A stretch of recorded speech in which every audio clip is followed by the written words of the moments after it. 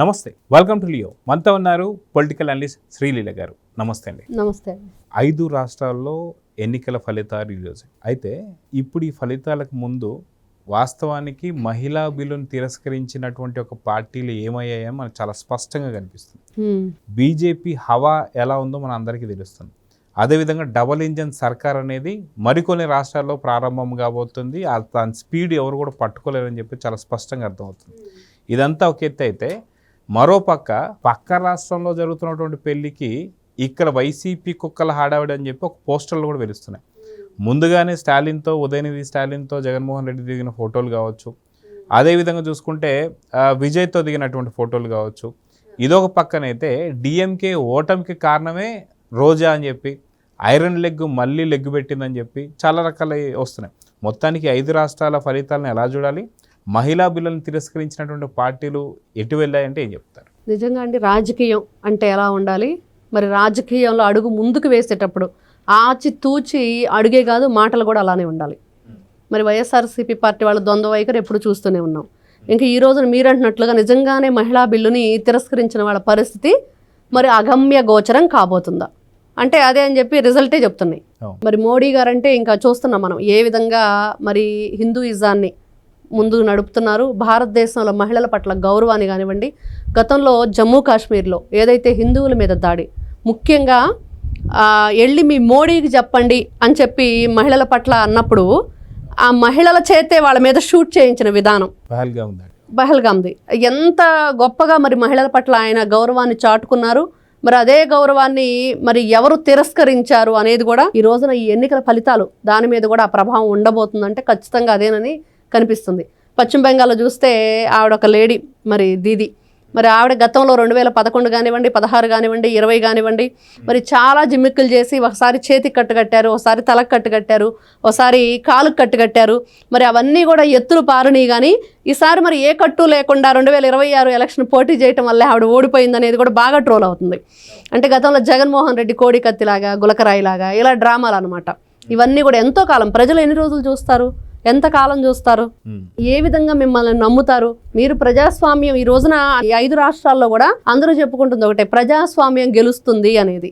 ఖచ్చితంగా double engine సర్కార్ రాబోతుందా? నిజంగానే భారతదేశం మరి తన అంటే ప్రపంచంలోనే తన సత్తా చాటుకోబోతుందా అన్నట్లుగా క్లియర్గా ఈ రిజల్ట్ ఉండబోతున్నాయి అనేది ప్రతి ఒక్కరూ చర్చించుకుంటున్నారు. అయితే మహిళా బిల్లును తిరస్కరించినటువంటి ఒక రాష్ట్రాలు, అక్కడ అంతకుముందు ఎవరైతే తిరస్కరించినటువంటి పార్టీలు ఎటు వెళ్తున్నాయో మనకు చాలా స్పష్టంగా కనిపిస్తున్నాయి ఒక పక్క.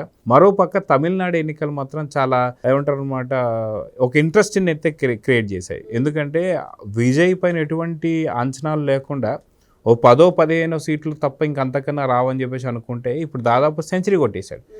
ఇప్పుడు సెంచరీ కొట్టిన తర్వాత అటు సాక్షి మీడియాలో కావచ్చు, లేదా వైసీపీ నేతలు కావచ్చు, మేమే గెలిపించాము అని చెప్పేసి అని మాట్లాడుతున్నారు. దాన్ని ఎలా చూడాలి?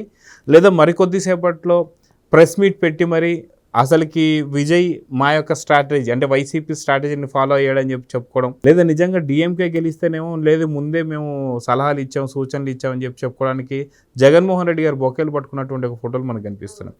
ఆనాడు ఏదో పెళ్లి సందర్భంలో విజయ్ తలపతి గారు ఒక బొకే తెస్తే ఆ బొకేని పెళ్లి కొడుకు పెళ్లి కూతురు తెస్తే జగన్మోహన్ రెడ్డి అందుకోబోతుంటే దాన్ని పక్కది చేశాడు.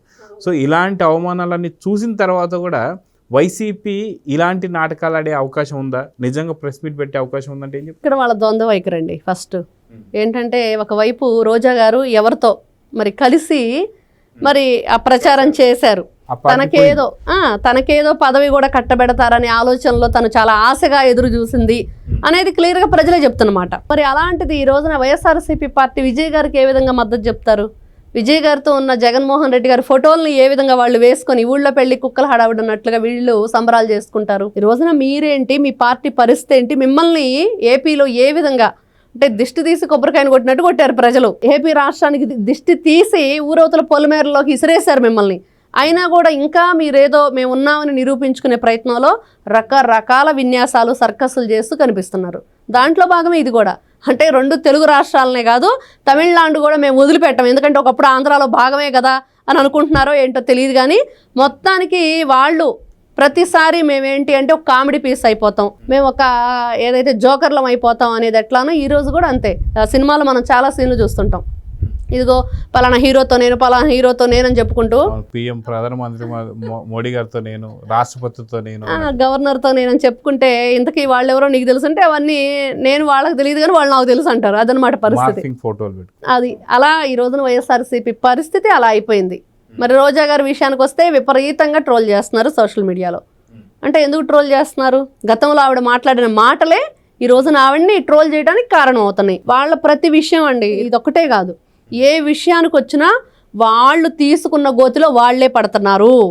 వాళ్ళ ఏదైతే పతనానికి వాళ్లే పునాది వేసుకుంటున్నారు. ప్రతి మాటని, ప్రతి చర్యని, ప్రతి విషయాన్ని వాళ్ళు పూసగుచ్చినట్లు ప్రజలకి వివరిస్తున్నారు. ఇదిగో మేము ఇది, మా బ్రతుకిది, మేము ఇలానే ఉంటాము, మేము వస్తే ఇది జరిగిద్ది అనేది ప్రజలకు వివరిస్తున్నారు. కాబట్టి ప్రజలు మరి ఏ విధంగా రియాక్ట్ అవుతారో చూస్తే వాళ్ళ పతనానికి వాళ్లే పునాది వేసుకుంటున్నారు ఇక్కడ అనేది క్లియర్గా అర్థమవుతుంది. విజయ్ గారి విషయంలో వీళ్ళు చేస్తున్న పనికి ప్రజలందరూ కూడా నవ్వుకుంటున్నారు. అదే కాకుండా మనం చూసుకుంటే గతంలో ఆర్కే రోజా గారు వైసీపీ పరిస్థితిని చాలా స్పష్టంగా అర్థమైన తర్వాత మొట్టమొదటిసారిగా ఏఐడిఎంకే దగ్గరికి వెళ్ళి మా పార్టీలో పొజిషన్ కావాలి, సీట్ కావాలని చెప్పి అడిగినప్పుడు ఇక్కడ మేము బీజేపీతో పొత్తులో ఉన్నాం కాబట్టి నీకు ఉండదని చెప్పడం.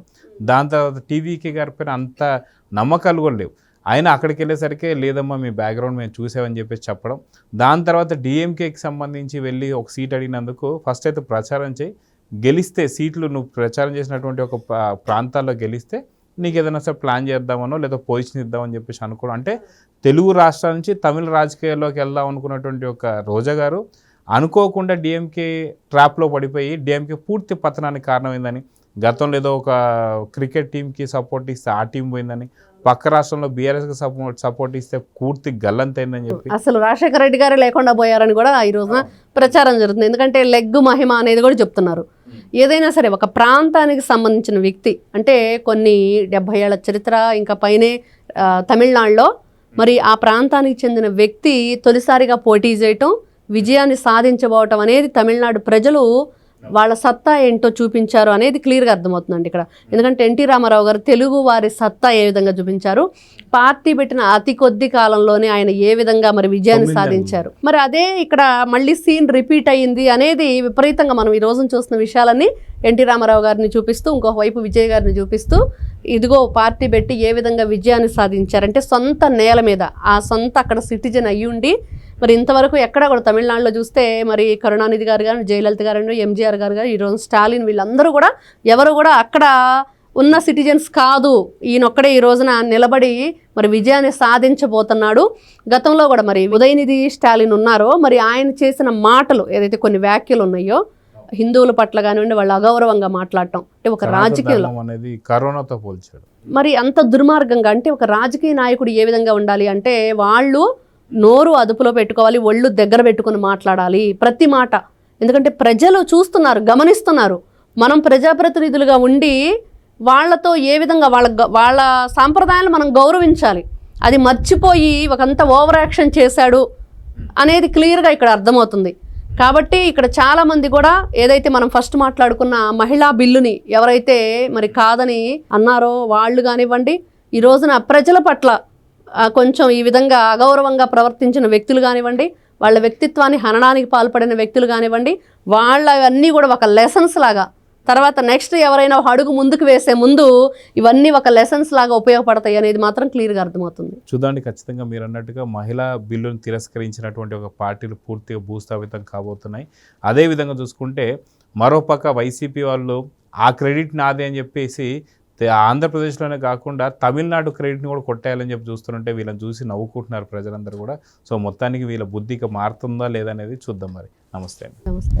Please subscribe to Leo news for more videos.